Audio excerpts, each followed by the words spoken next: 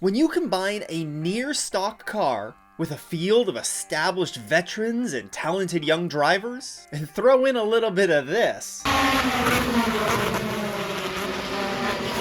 then you end up with the most action-packed spec series out there. Now, you may have heard me rave about the Mazda MX-5 Cup before. When they're in a pack, they often sound like, and they're moving around like a swarm of angry bees, and the racing that they produce is just exceptional, and perhaps some of the best that I've ever witnessed. However, there are so many people, maybe even perhaps yourself, that are missing out on this action because you didn't know that the series existed, or you just don't know how to watch it. Well, that changes now as I take you through everything that you need to know about the Mazda MX-5 Cup. Since the first Miata was launched in the US market in 1989, these little cars have been at the racetrack. Largely used in different club racing championships throughout the 90s, it wasn't until the 2000s when dedicated classes for the cars began to be more heavily used. The popularity of the cars would continue to rise through the 2000s, largely because of their low cost to operate and the incredibly close racing that they produced. Finally, things reached a boiling point, and in 2006, the creation of a national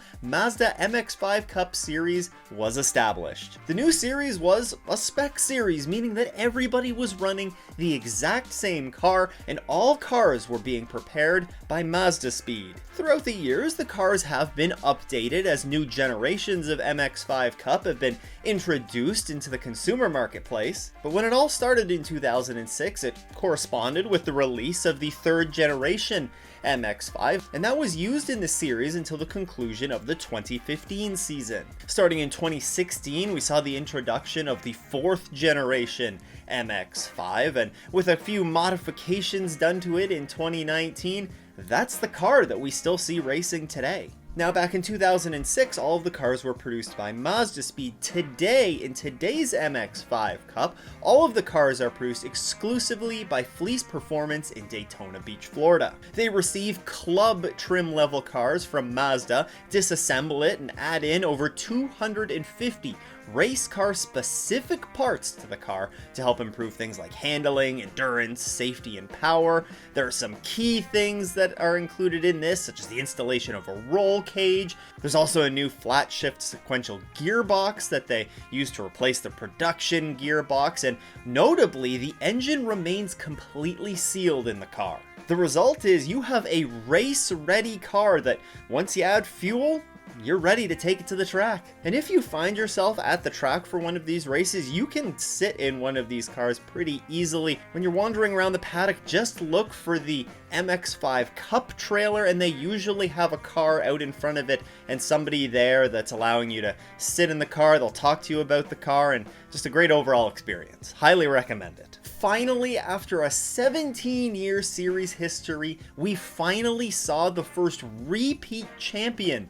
in the MX-5 Cup just last year in 2023. Jared Thomas actually won back-to-back championships in 2022 and 2023, and it's pretty remarkable and just a testament to how close the racing is in this series that it took us 17 seasons before we saw a repeat champion. Mazda has also recognized the value in this series as well, as going into the 2023 season, they announced a pretty substantial increase to the purses that they would be giving out, to the tune of almost $1.2 million over the course of the entire 2023 season. So yeah, there's some pretty serious cash on the line for this series as well. Alright, so there's a number of great things that the MX-5 Cup has going for it, starting with, of course, the car. It produces great racing, relatively cost effective.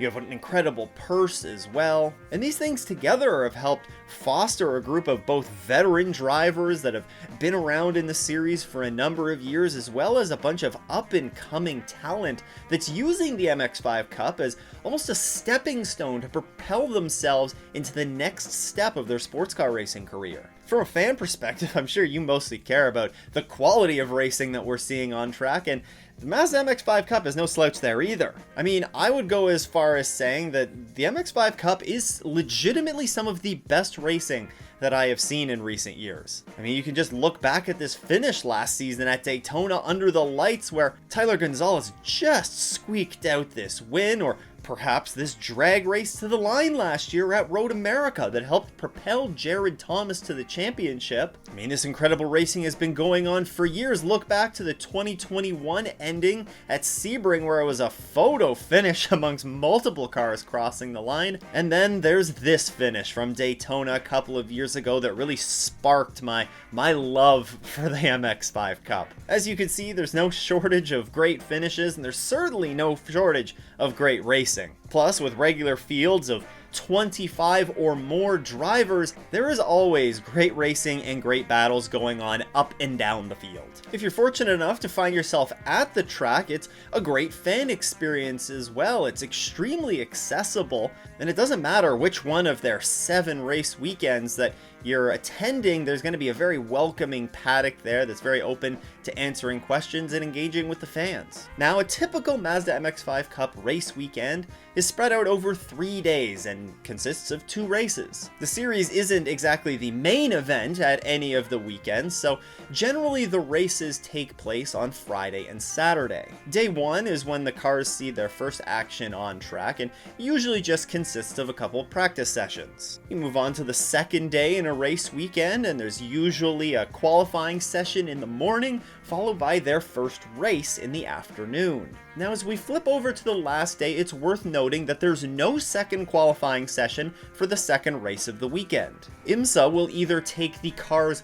second fastest qualifying lap from the qualifying session the day before, or they will take their fastest race lap from race 1, whichever one of those two are faster, and that time will be applied as their qualifying time for the second race of the weekend. And then that leaves you with just that one final race that takes place on the third day of the weekend. Both of those races are 45 minutes in length, and although it's only 45 minutes, there's still plenty of time for some great battles to develop, but it's not long enough that it requires a pit stop for many of the cars. Championship points are handed out at the end of these races to the tune of 350 points for the winner, 320 points for second, 300 for third, 280 for 4th place, and rounding out the top 5 gets 260 points. Every single position down after that just goes down in 10-point increments. There's also a number of bonus points that drivers can accumulate on a race weekend. You'll get 10 bonus points if you get pole,